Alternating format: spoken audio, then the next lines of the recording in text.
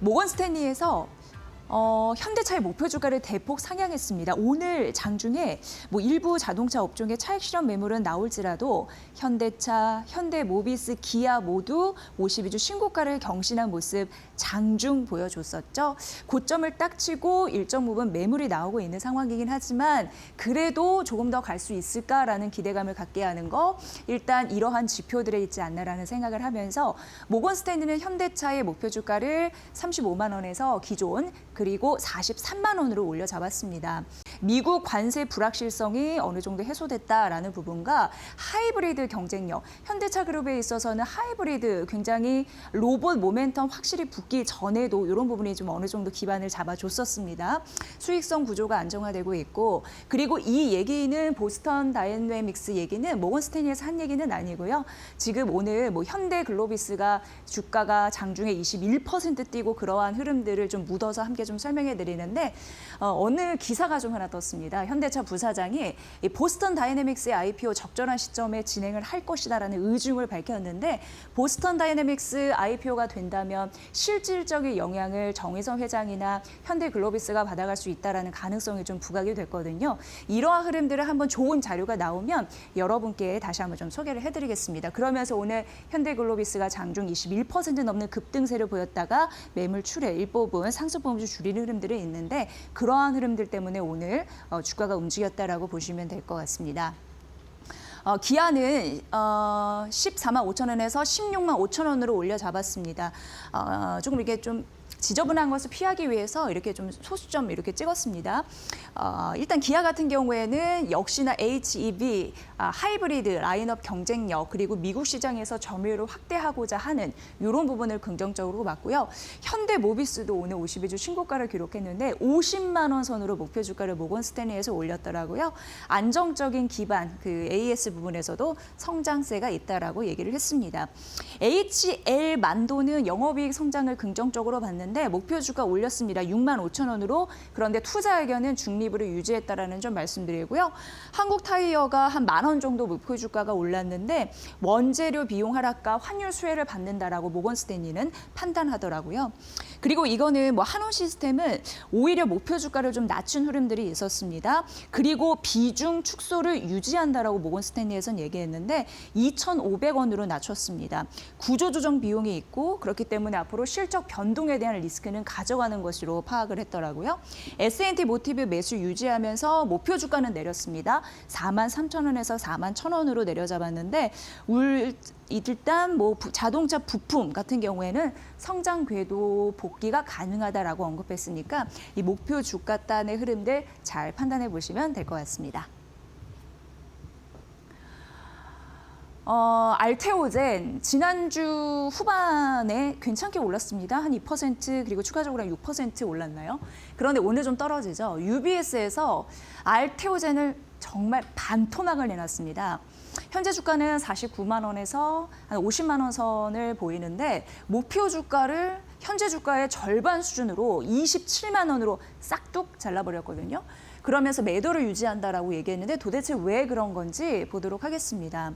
올해 머크사에서 키트루다 큐렉스 이런 부분이 이제 출시가 되면서 약간 이제 잡음 이런 부분도 있었죠. 이거는 이제 정맥 주사 아닌 피하 주사 SC 제형이라고 보시면 될 것 같고요. 이게 순매출 20억 달러를 전망하는데 컨센이 50억 달러였거든요. 근데 시장 전망치보다 훨씬 못할 것으로 예상을 했습니다. 그러면서 목표 주가를 확 낮춘 흐름들이 나타났습니다. 이게 반영된 매출이 4,160억 원, 영업이익이 3,150억 원인데 블룸버그에서 이 알테오젠에 대해서 어느 정도 데이터를 뽑아낸 부분이 있는데 그것보다 각각 20% 넘게 하회하는 수준이다라고 근거를 제시를 했습니다.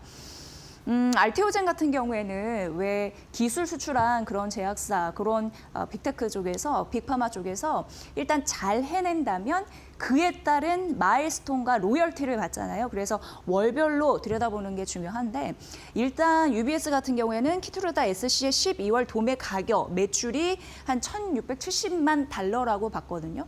그러니까 키트루다 전체 매출에서 그 비중을 차지해봤더니 0.7% 수준밖에 안 된다. 아주 초기 단계 수준이다. 이렇게 인식을 했습니다. 그러면서 이건 이제 12월이지만 뭐 4분기 3달 있죠. 그거를 다 합산을 했을 때 기존 추정치는 이 정도인데 훨씬 못 미치고 시장 컨센서스보다 훨씬 못 미친다라는 분석 근거를 내놨습니다. 그리고 키트루다 SC의 경쟁 약물이라고 할 수 있는 게 이제 옵디보 SC, 뭐 티센트리 이런 부분인데 옵디보 SC보다도 훨씬 낮은 그런 요거는 이제 12월 도매 가격 똑같이 표시를 해놓은 거고요. 이거는 이제 4분기 기준으로 해놨다 이렇게 보시면 됩니다. 어쨌든 경쟁 약물보다 좀 못한 수준 이런 부분도 비교 분석을 해뒀더라고요. 어쨌든 미국에서 키트루다 SC 이런 부분에 대해서 전환이 좀 더 느리고 이런 부분이 좀 필연적인가라는 거를 의문을 갖고 있다는 걸 우리가 확인해 볼 수 있는 거고 J코드 발급이라고 해서 이 코드가 발급돼야지 아무쪼록 이제 보험사의 병원 같은 데에서 청구를 할 수 있거든요. 그래서 지금 UBS에서는 4월 J코드 발급 이후에 전환율 이런 부분이 변곡점이 좀 필요하다. 봐야 주목을 해야 된다. 이런 얘기를 했습니다.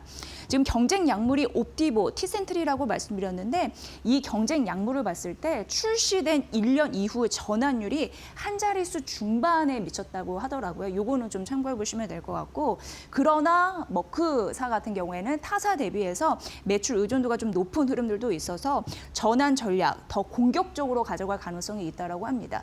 요런 인식, 이런 부분도 그냥 참고를 해보시면 될 것 같고요. 깎아도 좀 많이 깎았네요. 이런 흐름 전해드립니다. 카카오, JP모건에서 목표 주가를 낮췄습니다. 오늘 앵커 브리핑은 전반적으로 해외 증권사에서 우리나라의 국제한 대형 기업들을 어떻게 바라봤는지 그 스토리텔링을 짰습니다. 일단 4분기 영업이익 전망 이런 부분으로 봤을 때 기존 대비해서 18% 하향 조정하면서 목표 주가까지 낮춘 흐름들이 나타났는데요. 피코마 주요 자회사이잖아요. 이쪽에 성장 둔화 우려감 이런 부분을 좀 반영을 했습니다. 그리고 중요한 게 이제 AI 그룹 기업으로서 카카오 그룹이 잘 해낼 수 있을까? 이거 올 한해 카카오의 주가를 이끌 수 있는 굉장히 중요한 핵심 동력이긴 한데 JP모건에서는 AI 매출 기여가 제한될 것이다라고 얘기를 하면서 뉴 서비스입니다. AI 서비스 카나나를 이용하는 그 이용자들이 거기에서 머물러서 쭉 이용하는 시간 이런 부분을 좀 부정적으로 봤더라고요. 그런 지표 반등이 좀 미미하다라고 언급을 했습니다. 이런 분석도 좀 참고로 해보시면 될 것 같고요. 실적이 발표가 되면서 줄줄이 이제 정신없는 하루하루가 이어지고 있는데 굉장히 중요한 데이터들이 많이 나왔습니다. 이런 부분 통해서 머니코드 전해드리고 있는데요. 해외 증권사에서 앞서서 UBS에서 알테오젠의 현재 주가 대비 목표 주가를 거의 절반으로 싹둑 잘랐다라는 부분을 말씀드렸는데 JP모건에서 이어서 이제 LG 에너지 솔루션에 대한 목표 주가 하향 소식이 있어서 전해드리겠습니다. 목표 주가는 기존에 50만 원에서 43만 원으로 낮출 흐름들이 현재 포착이 됐습니다. 일단 4분기 잠정입니다. 영업 손실을 기록을 했는데 1,220억 원 정도 영업 손실 났거든요. 근데 예상에 어떻게 보면은 부합하는 그런 수치였습니다.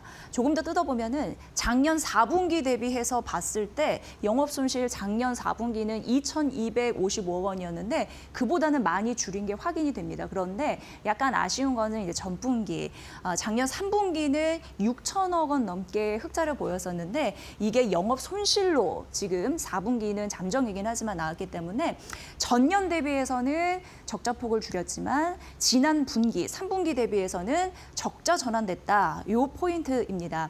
그리고 세액공제 이런 부분을 반영을 해봤을 때 영업 손실은 조금 더 는다는 거 좀 확인해 드렸습니다.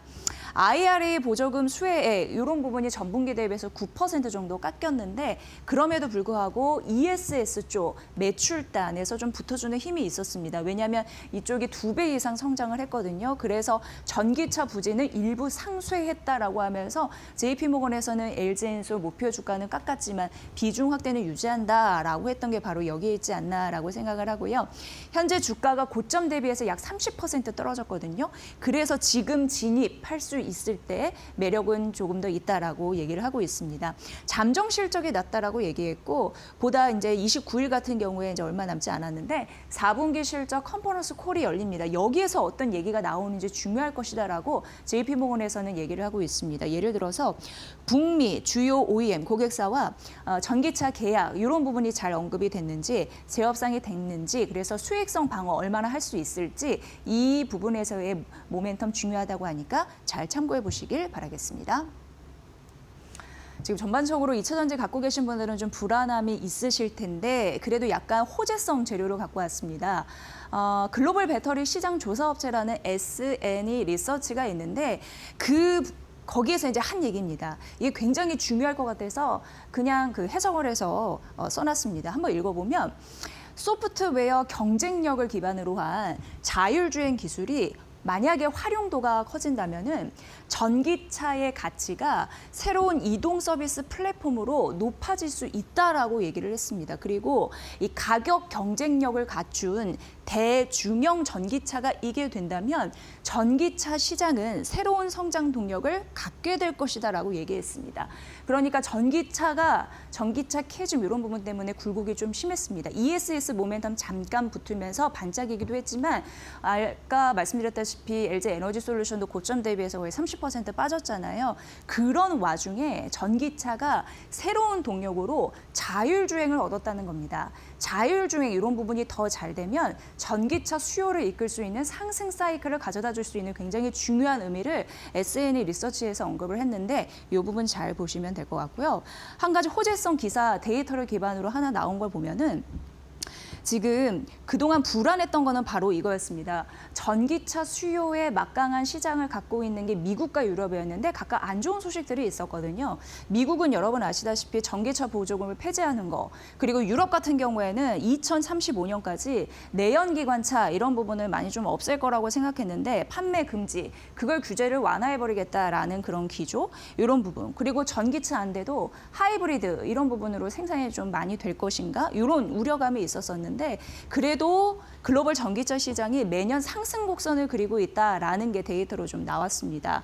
작년 1월부터 11월까지 글로벌 전기차 인도량 같은 경우에 1년 사이에 23% 가까이 성장을 했고요. 12월분은 집계에서 빠졌습니다. 그럼에도 불구하고 연간 성장률이 20% 상회 가능성이 좀 언급이 됐습니다. 그리고 중국 아닌 시장, 비중국 시장 같은 경우에 전기차 인도량이 급증하면서 1년 사이에 26% 이상 성장하는 흐름들이 나타났다고 하니까 마냥 안 좋은 것만은 아니죠. 그리고 전기차 시장이 말씀드렸다시피 자율주행이라는 특별한 그런 모멘텀을 안고 간다면 달라질 수 있어서 앞으로도 주목해 보시길 바라겠습니다. 자, 그래서 보면은 자율주행 기술이 대중화되면은 그 얘기입니다. 전기차 수요를 견인할 수 있다라는 부분이고, 여러분 아시다시피 테슬라 관심 많으시잖아요. 완전 자율주행뿐만 아니라 GM, 루시드 이런 부분에서도 자율주행 기술화에 고도화시키려고 엄청 전략적으로 매진을 하고 있는 상황이고요. 아시다시피 이미 머니코드에서 많이 언급해드렸습니다만 CES 2026에서 엔비디아가 AI 자율주행 플랫폼 알파 마요를 공개를 했습니다. 이거의 대단한 점은 스스로 사고하고 운전할 수 있다는 것이죠. 돌발 상황에서도 판단하고 대응을 할 수 있다는 부분인데 1분기 벤치의 자율주행 탑재 계획까지도 알려드렸습니다. 이 부분도 있고 현대차도 정의선 회장이 젠스낭 CEO와 깐보 회담을 CES에서 했다라는 이슈와 더불어서 구글 같은 경우에도 아틀라스와 현대차의 로봇 아마 많이 보셨을 것 같고요. 제미나이 로보틱스의 결합이 기대된다라고 하면서 그 성장 모멘텀을 자꾸 주고 있습니다. 그래서 현대차, 현대모비스, 기아 같은 경우에도 오늘 장중 52주 신고가를 경신하기도 했는데 이런 흐름들 발빠르게 전기차 시장을 다르게 또 볼 수 있는 여지를 줄 수 있을지 잘 판단해 보시길 바라겠습니다. 그렇다면 LG엔솔을 과연 어떻게 볼 것인가에 대한 궁금증이 있으실 텐데 오늘은 그래도 3% 상승하면서 지나가더라고요. 일단 제가 오늘 아침에 정말 많은 증권사에서 LG 에너지 솔루션을 언급했습니다. 여러분이 어떻게 보면 가장 또 전기차 대장주로서 관심 있어 하는 부분이라서 좀 할애를 좀 했습니다. 일단 제가 쓴 여기 키움증권, 하나증권, 하나투자 그리고 유한타증권 같은 경우에는 지금 목표 주가를 상향한 그런 페이지죠. 이 부분이 좀 나왔는데 이 부분도 설명을 드릴게요. 일단 키움증권은 올렸습니다. 단기 악재가 대부분 시장에 좀 노출되고 있다라는 부분으로 실적 발표 이후 주가 반등이 가능하다라고 언급을 했고 전기차 수요 둔화는 지속되고 있어도 수주 모멘텀이 유효하다라는 부분에서 ESS 모멘텀 긍정적으로 봤고요.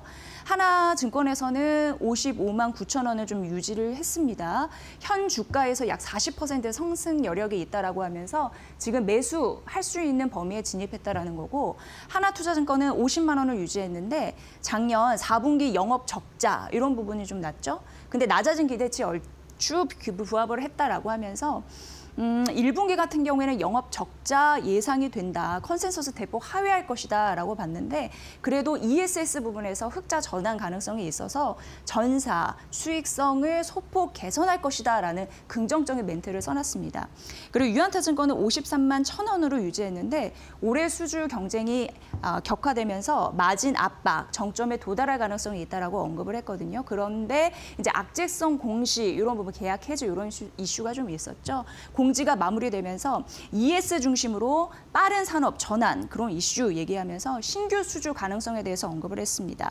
기업 재편도 본격화되면서 중장기적으로 관심이 유효할 거라고 했으니까 이 부분도 보시고요. 2차 전지 업종 지금 전반적으로 조정 국면에 있기는 한데 말씀드렸다시피 계약 해지하고 그리고 실적 조정 이런 부분 이슈가 좀 반영됐기 때문이거든요. 그런데 1월과 2월 실적 발표 이후에 업종 전반 실적 전망치 하향 지속될 것이긴 하는데 그래서 이제 V자형 반등 같은 경우에는 제약될 가능성이 있다고 합니다. 그럼에도 불구하고 ESS 수주화 그리고 유램내, K배터리의 점유율은 확대돼서 이런 부분이 잘 맞물려 갈 거라고 하면서 목표 주가 상향한 국내 증권사의 흐름이 있고요. 다음 페이지 보면은 목표 주가 하향한 그런 소식도 담았거든요. 그 페이지는 좀 빠졌다고 하는데 지금 한 4개의 증권사가 목표 주가를 유지한 흐름들이 있는데 사실 제가 준비한 거는 목표 주가 빠진 그런 증권사도 반대로 준비를 했거든요. 그런데 그 부분도 있으니까 좀 참고해 보시기 바랍니다. 그러니까 어떻게 보면은 국내 증권사가 바라보는 시각이 LG 엔솔 뭐 괜찮다라는 의견과 더불어서 목표 주가를 떨어뜨려야 된다라는 의견 좀 팽팽히 엇갈리고 있다라는 걸 좀 비교 분석해 드리고 싶었거든요. 그 부분 좀 참고해 보시면 될 것 같습니다. 다음에 기회 될 때 다시 한번 좀 말씀드릴게요. 자, CS2026 삼성증권에서 최종 결론을 이렇게 좀 딱 내놨더라고요. 그래서 이게 좀 눈에 띄었습니다. 그래서 한번 여러분께 소개를 해드리도록 하겠습니다. 일단 삼성증권에서는 CS2026 현장을 딱 가서 이런 부분을 느꼈다고 하면서 압축을 시켜놨더라고요. 그래서 피지컬 AI라고 해서 물리지능 있잖아요. 그 대표적인 게 로봇 그리고 자율주행인데 그 가격이 급락하고 있다. 이게 나쁜 게 아니라 전반적으로는 대중화에 대한 그런 느낌이라고 보시면 됩니다. 그래서 그런 부분에 대해서 대중화된다면 제조업 전반적으로 기회가 높아질 가능성 이 부분이 있는 거고요.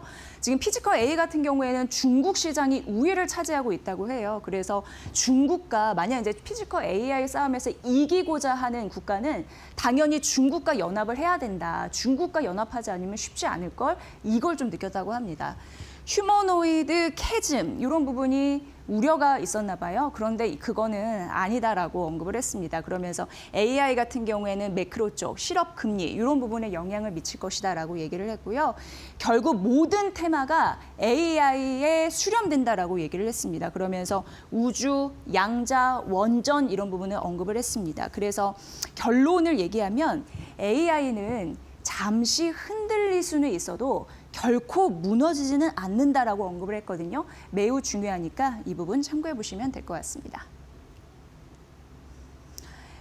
자, CES 얘기 나오니까 AI로 탈바꿈되는 기업들의 흐름들이 어떻게 나올 것인지 궁금하실 거잖아요. 그래서 좀 연결되는 종목을 찾아봤는데 골드만삭스에서 LG전자를 언급을 했습니다. LG전자, 일단 골드만삭스에서는 목표 주가를 94,000원으로 지속하면서 투자 의견은 중립으로 얘기를 했거든요. 여기를 보면은 4분기 영업 손실이 1,090억 원인데 전망치는 150억 원입니다. 그러니까 어떻게 보면은 영업 손실이 난 거니까 이 부분 좀 보셔야 될 것 같고요. 왜냐하면 이제 희망퇴직 일회성 비용이 들어갔거든요. 그러니까 전망치보다 좀 못 나온 흐름들이 나타났습니다. 연말 가전 이런 부분을 재고를 빨리 소진해야 되는데 그 과정에서 뭐 마케팅 비용이나 여러 가지 비용을 좀 과다하게 지출했다라는 부분 나타나고요. 가전 부분의 수익성 회복 시점이 핵심 변수가 될 것이다라고 언급했으니까 이 부분 챙겨보시고요. 오늘 아침에 LG전자에 대한 그 증권사 리포트가 국내 증권사가 10개의 리포트를 내놨습니다. 그런데 대부분 이제 목표 주가는 11만 원대였는데 가장 상단을 가리키는 어떻게 보면 대신증권의 이야기를 좀 보면은 비중 확대는 유지해야 된다라고 얘기를 했거든요. 그러니까 올해 1분기 실적은 회복이 될 것이다라는 기대감과 더불어서 결국 이 얘기를 했습니다. LG전자 역시 휴머노이드 등 로봇 사업을 확대하면서 밸류 상향이 가능하다라고 언급했으니까 이 부분 잘 참고해 보시기 바랍니다. 어떻게 보면 골드만삭스와 국내 증권사의 의견이 약간 엇갈리는 그런 대목이 아닐까 싶어서 소개를 해드렸습니다.